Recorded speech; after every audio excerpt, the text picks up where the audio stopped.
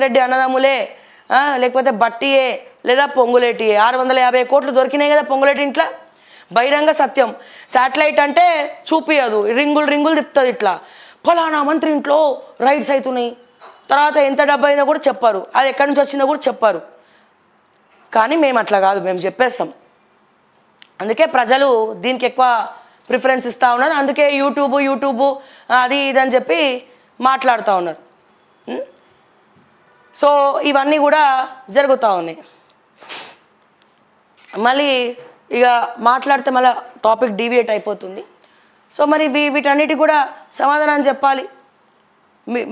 మిగతా ఈ ఎవరైతే ఎమ్మెల్యేలు ఉన్నారో వాళ్ళు ఎదురు చూస్తున్నారంట అరే కేసీఆర్ ఏమన్నా ఫోన్ చేస్తాడా లేకపోతే బీజేపీ నుండి కిషన్ రెడ్డి కానీ హైకమాండ్ ఏమన్నా ఫోన్ చేస్తారా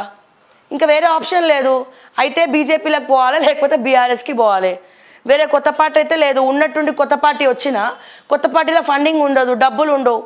బీఆర్ఎస్లో అయితే 1000 కోట్ల ఫండింగ్ ఉంది బీజేపీలో కూడా ఎంత ఉందో మీకు తెలుసు హైకమాండ్ సో ఫోన్ చేసి అయ్యా రావయ్యా అని ఇట్లా రాయేస్తే చాలు నాకు 100 కోట్లు ప్లస్ 100 కోట్లు 200 కోట్లు లేదా 100 కోట్లు నా అప్పులు చేసిన తీర్చేసిన వచ్చేస్తా స్వామి అంటారట మాట్లాడుకుంటున్నారట చర్చించుకుంటున్నారట అంటే అటువంటి పరిస్థితిలో అంత అప్పుల టెన్షన్లో అప్పుల కూబిలో మునిగిపోయినారు ఎందుకు బీఆర్ఎస్ వాళ్ళు ఒక్కొక్క ఎలక్షన్కు ఒక్కొక్క నియోజకవర్గంలో సుమారు 50 కోట్ల నుండి 100 కోట్లు ఖర్చు పెట్టినారు కాంగ్రెస్ వాళ్ళకి కొంతమందికి ఉండే కొంతమందికి లేనోళ్ళు ఏం చేసినారు వాళ్ళకి దీటుగా ఖర్చు పెట్టాలంటే అప్పు చేయాలి హైకమాండ్ కూడా అంతేం పంపించలేదు సో ఏం చేసిరు అప్పు చేసిరు పోనీ వీళ్ళు వచ్చినాక ఏమైనా తీరుస్తున్నా అంటే పాపం వీళ్ళకి ఏం లేదట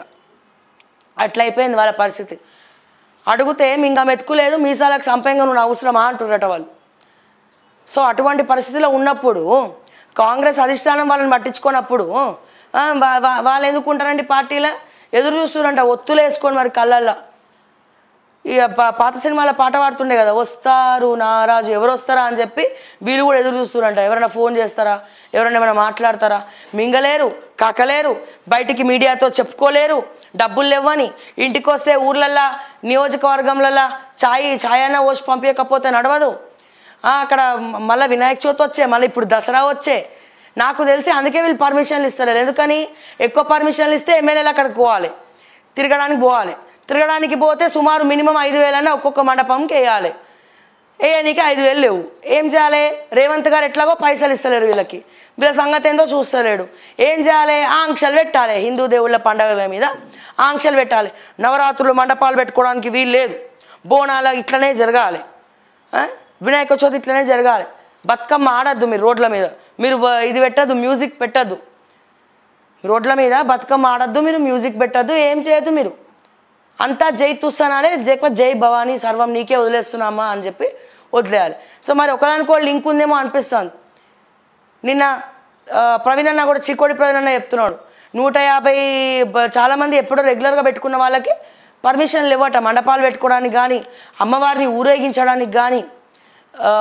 యాత్ర చేస్తారు కదా అమ్మవారిని ఊరేగించడానికి కానీ లేవట అసలు పర్మిషనే లేదంటున్నారట అట్లీస్ట్ కన్సిడర్ కూడా చేస్తలేరు అంటే పండగలు కూడా జరగలేనటువంటి పరిస్థితిలో మనం ఉన్నామా తెలంగాణలో సో ఇవన్నీ కూడా ఇవన్నీ పేపర్లో వచ్చేవి కావు ఇవి 1కి 10 సార్లు ఇవన్నీ కూడా మనం ఆత్మ పరిశీలన చేసుకోవాలి ఎటువంటి పరిస్థితిలో ఉన్నాం బట్ డెఫినెట్గా రేవంత్ రెడ్డి గారు ఎక్కడో కొడుతుంది నాకైతే డెఫినెట్గా కొడుతుంది సో జాగ్రత్త మీ రాశి ఏందో చెప్పండి రాశి ఫలాలను చూద్దాం మరి జనవరి తర్వాత బాగానే ఉంటుందా ఉగాది తర్వాత బాగానే ఉంటుందా మరి ఏమవుతుంది ఏంది అనేది ఎట్లాగో మీ ఇంటెలిజెన్స్ మా మీద నిఘా పెట్టింది మాకైతే ఏ పార్టీలతో లింక్స్ లేవు మా కేటీఆర్ జయభవాని కేటీఆర్తో పంచాయతీలే హరీష్ రావుతో పంచాయతీలే రేవంత్ గారితో పంచాయతీలే బీజేపీలో కొండా విశ్వేశ్వరరెడ్డి ఈటల రాజేందర్ ఇంకొంతమంది నాయకులతో పంచాయతీలే ఎవరిస్తారండి ఫండింగ్ మాకు ఓకే టీవీకి ఎవరియ్యరు మీ కాంగ్రెస్లతో పంచాయతీలే ఎన్నిసార్లు తిప్పినా అప్పుల ఫోన్లు తప్ప ఇంకేముండవు మీ ఇంటెలిజెన్స్ వాళ్ళు టైం వేస్ట్ చేసుకుంటారు అనవసరం కానీ సో ఇక్కడ ఏముండదు సో మేము కూడా ఏంది మాకేం సంబంధం ఎవరు కూడా బీఆర్ఎస్ ఆల్రెడీ కోర్టులో కేసు వేసింది కేటీఆర్ కూడా ఏం చేయడు అక్కడ అందరూ చెప్తారు పీష్ణా సంఘానికి ప్రధాన అధ్యక్షుడు కేటీఆర్ అని ఒకవేళ నిజంగానే యూట్యూబ్ ఛానల్స్ పెట్టి ఫండింగ్ ఇచ్చుంటే ఈ పార్టీకే వాళ్ళు మమ్మల్ని అప్రోచ్ అవ్వాలా మాకైతే ఎటువంటి అప్రోచెస్ రాలే